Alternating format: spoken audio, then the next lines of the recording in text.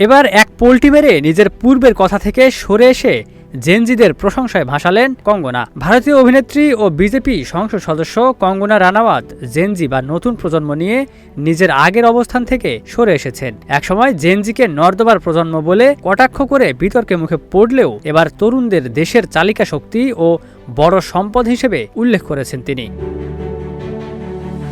সম্প্রতি ভারতীয় গণমাধ্যমকে দেয়া এক সাক্ষাৎকারে কঙ্গনা রানাওয়াত বলেন, তরুণ প্রজন্মই দেশের সবচেয়ে বড় শক্তি। তার ভাষায়, জেনজি আমাদের দেশের শক্তি এবং জাতির জন্য এক বিশাল সম্পদ। দেশের সংস্কৃতি ও পরিচয়ের দূত হিসেবে তরুণরা যেভাবে নিজেদের তুলে ধরছে তাতে তিনি আনন্দিত বলেও মন্তব্য করেন।